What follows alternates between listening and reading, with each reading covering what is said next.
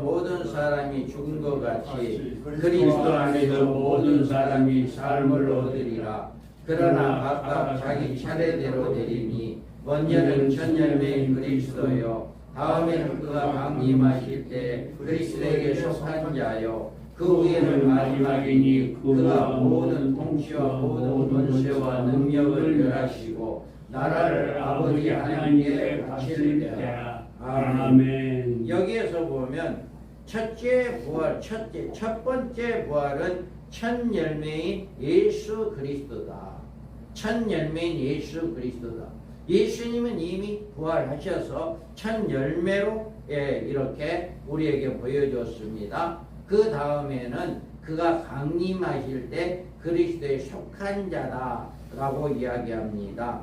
그래서 그 그리스도에 속한 자가 누구냐고를 찾아봤을 때 계시록 20장 4절과 5절에서 찾아볼 수가 있습니다.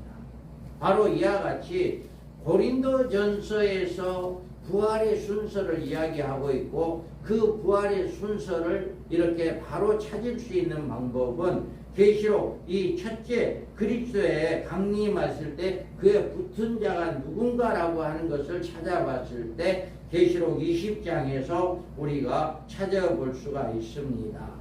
그래서 우리는 이와 같이 두 번째, 이제는 첫째 부활자들이 그리스도에 강림하실 때 그렇게 붙은 자들이다 라고 고린도전서에서도 말씀을 했고요. 또 세 번째로는 그 후에는 마지막이니 그가 모든 통치와 모든 권세와 능력을 멸하시고 나라를 아버지 하나님께 바칠 때다.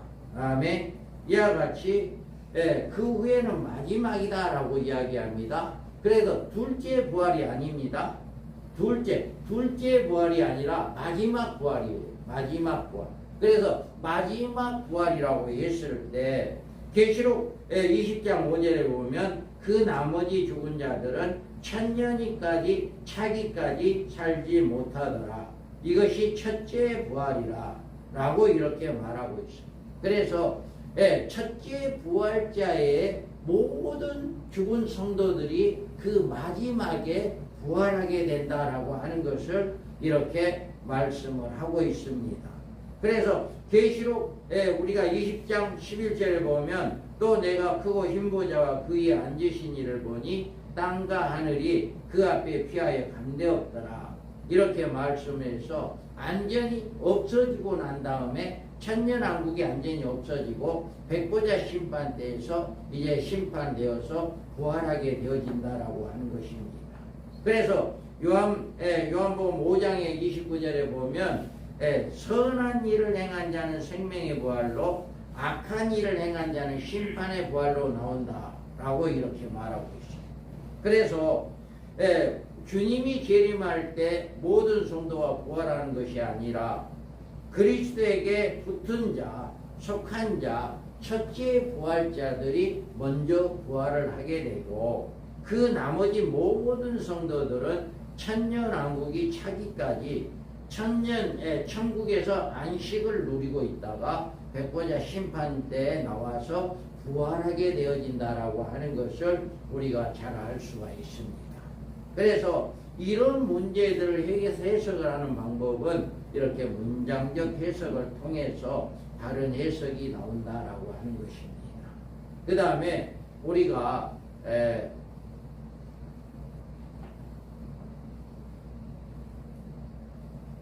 다니엘서의 7장의 경우를 우리가 살펴보면은요, 우리는 다니엘서 7장 3절에 큰 짐승 넷이 바다에서 나왔는데 그 모양이 각각 다르더라.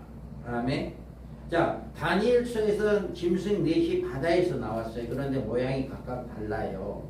그런데 다니엘서 2장에서는 왕은 곧 그 금이요 금머리이니 왕은 뒤이요 왕보다 못한 다른 나라가 일어날 것이요 셋째로 녹 같은 나라가 일어나서 온 세계를 다스릴 것이며 넷째 나라는 강하기가 새 같으리니 새는 모든 물건을 부서뜨리며 이기는 것이라 새가 모든 것을 부수는 것 같이 그 나라 문나라를 부서뜨리고 찍을 것이며 아멘. 아멘. 이와 같이 언뜻 보면은요 7장과 2장은 같다라고 이렇게 생각할 수가 있어요.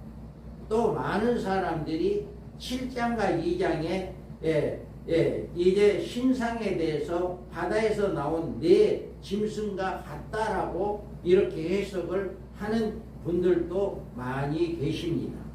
그런데 7장에 바다에서 올라온 큰 네 짐승은 다니엘서 2장의 신상에 나오는 네 제국을 가리킨 것이 아니고 종말에 등장할 네 나라를 의미합니다. 그래서 다니엘서 7장에서 보면 내가 받은 밤 환상 가운데 그 가운데 본 넷째 짐승은 무섭고 놀라우며 또 매우 강하며 또 새로 된 큰 이가 있어서 먹고 부서뜨리고 그 나머지 발로 밟았으며 이 짐승은 전에 모든 짐승과 다르고 또 10뿔이 있더라.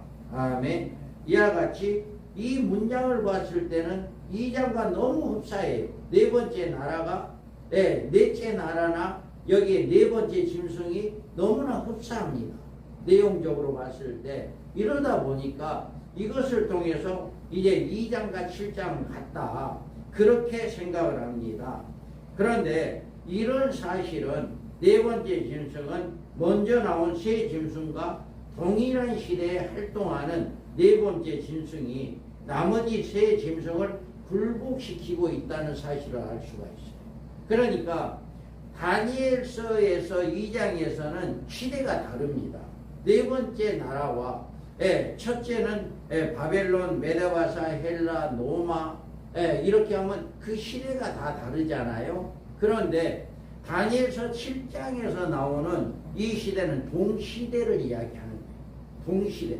그렇기 때문에 이것만을 통해서도 우리는 다르다라고 하는 것을 볼 수가 있어요. 입증을 할 수가 있습니다. 우리가 이제 제5제국에 대해서 이것을 이제 자세하게 더 이제 들어가 보겠습니다.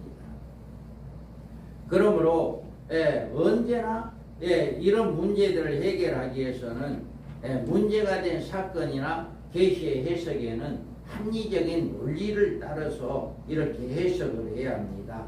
그 다음에 성경 해석에는 언제나 본문에 철저하면서도 본문 전후 좌우에 맥이 바르게 연결되어야 합니다. 다음에 성경 해석에는 성경의 진리에서 이탈하는 일이 있어서는 안 되는 것입니다. 어떤 경우에도 문장의 흐름을 차단하거나 거슬러서도 안 됩니다. 그래서 성경 해석은 신학적 교리나 자기 주장에 집착하는 태도를 가져서는 안 된다라고 하는 것입니다. 그래서 성경은 성경으로 문장적 해석을 통해서 풀어야 하는데 이사야서 34장 16절에 보면 너희는 여호와의 책에서 찾아 읽어보라. 이것들 가운데 빠진 것이 하나도 없고 죄짝이 없는 것이 없으리니 이는 여호와의 입이 이를 명령하셨고 그의 영이 이것들을 모으셨습니다.